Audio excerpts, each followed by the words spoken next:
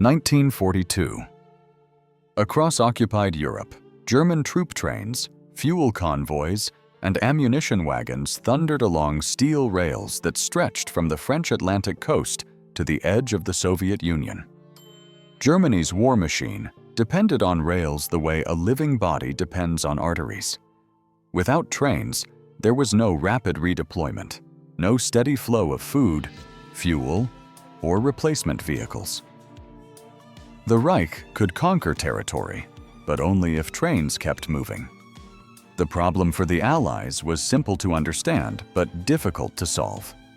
Railways were everywhere, but locomotives were hard to kill. Cutting a section of track might delay a train for a few hours, but German repair crews could patch rails overnight. Bridges made better targets, but they were watched day and night, often wrapped in barbed wire and guarded by machine gun nests. Sabotage teams who tried to place conventional charges near rail infrastructure faced patrols, dogs, curfews, informants, and the constant risk of execution. Yet there was a weak point: the locomotive itself.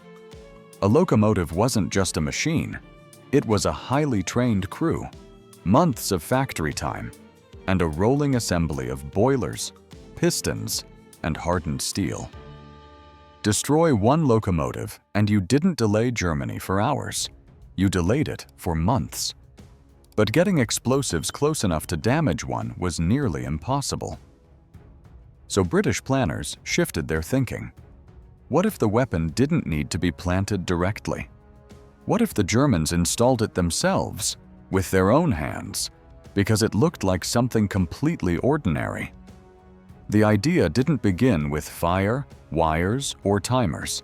It began with a single thought. What if sabotage could be disguised as fuel? From that question emerged one of the most quietly destructive inventions of the war: an explosive disguised as a simple black lump of coal. To turn that idea into a functioning weapon, the task fell to the Special Operations Executive, the covert British organization responsible for supporting resistance movements across occupied Europe. Their headquarters for unconventional weapons development was Station 12, located at Aston House in Hertfordshire. Before it moved there in late 1940, experimental explosive work had taken place near the cryptographers of Bletchley Park, until the blast tests became a little too disruptive to the decoding effort unfolding next door. The engineers at Station 12 were handed a deceptively complex mission: make a bomb that looked exactly like coal, handled like coal, and only revealed its true purpose inside the furnace of a locomotive firebox. It had to survive rough handling, throwing, shoveling, storage on open fuel piles, yet still detonate once exposed to extreme heat. The core charge was a small quantity of plastic explosive, around 1/4 pound, paired with a number 27 detonator and a heat-triggered fuse. Once the fake coal reached the firebed, the fuse would ignite. The detonator would fire, and the boiler's internal pressure would do far more damage than the explosive itself. Early attempts were straightforward. Engineers drilled into real pieces of coal, filled the cavity with explosive, then sealed the hole with coal dust and adhesive. These prototypes worked in principle, but drilling often cracked the coal, and any repaired surface could betray the deception under close inspection. A solution appeared when the project involved Station 15, SOE's legendary camouflage unit. This wasn't a normal weapons laboratory.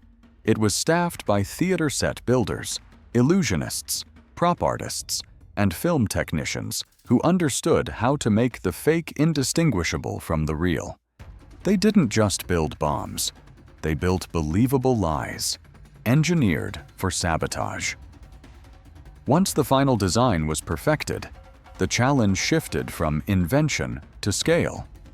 A single fake lump of coal could destroy a locomotive, but destroying a rail system required many.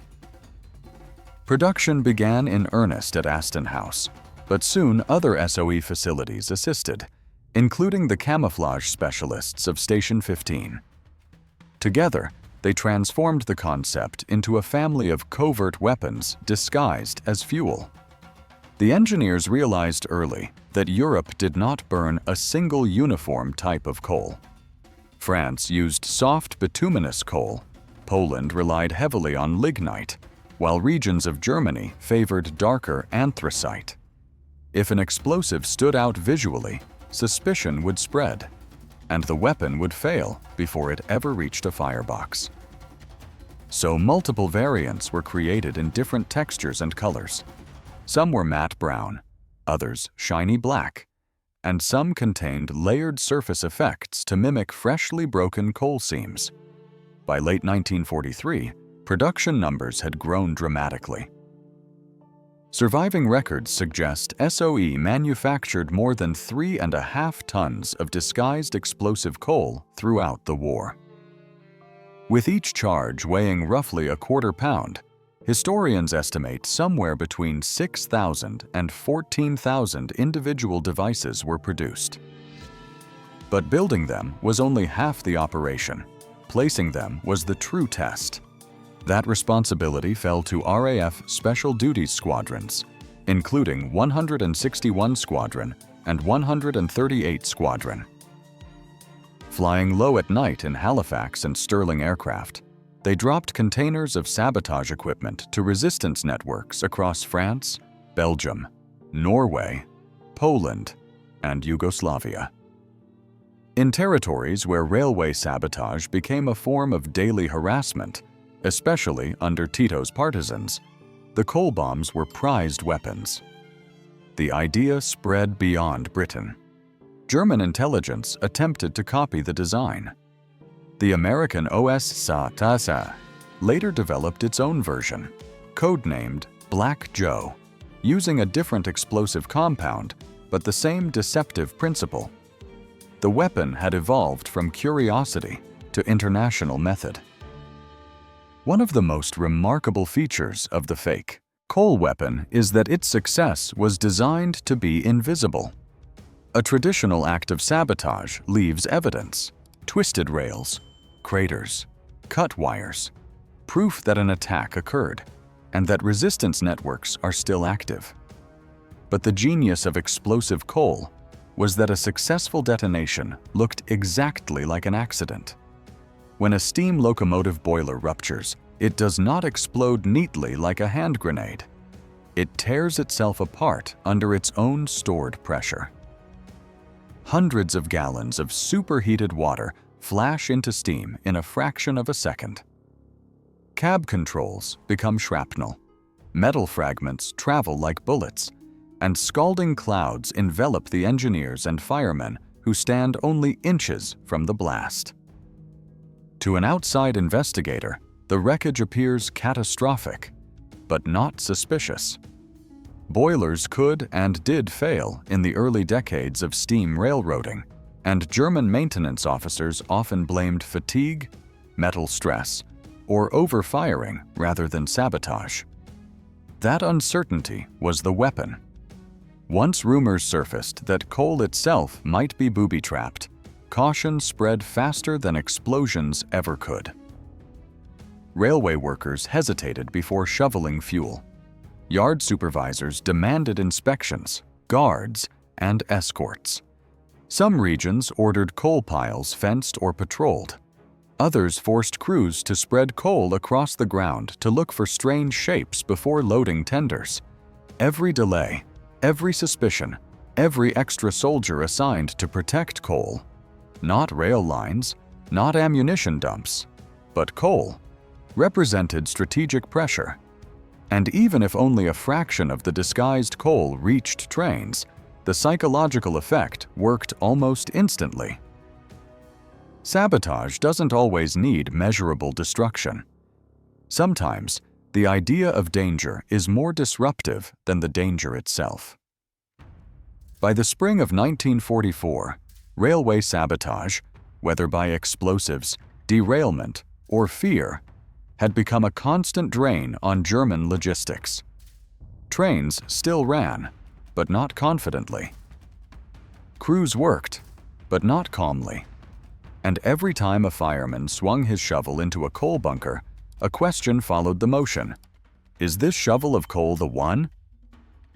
The idea of sabotaging fuel was not entirely new. Long before the Second World War, during the American Civil War, Confederate operatives experimented with what they called the coal torpedo, a cast-iron shell packed with gunpowder and coated in soot to mimic a lump of fuel. It was crude, unpredictable, and technically primitive, but the principle was identical. Turn the enemy's resources into a hidden weapon. More than 8 decades later, the Special Operations Executive refined that same idea with modern chemistry, camouflage, and covert distribution. After the Second World War ended in 1945, explosive coal quietly vanished from headlines, reports, and military manuals. There were no victory photographs, no confirmed strike lists, no dramatic after-action reports. The weapon was never meant to leave witnesses. Yet the concept did not die. It evolved. During the Cold War, intelligence agencies studied disguised munitions as a category of covert warfare. The tactic expanded beyond coal. There were explosive logs for wood-burning stoves, booby-trapped munitions designed to destroy weapons when fired, and disguised sabotage devices that looked like household items: soap bars, bricks, canned food, livestock feed, even dead rats wired with explosive charges intended to be tossed unnoticed into factory furnaces. Decades later, similar principles resurfaced in conflicts from Southeast Asia to the Middle East. The idea wasn't merely about destruction, it was about uncertainty. A single disguised explosive forced the enemy to question every object, every supply source, every routine. It created pressure without needing constant action. Today, surviving examples of explosive coal sit behind museum glass in London, Washington, and a handful of private collections. They look harmless, small, silent, almost disappointing. But their power was never in their size.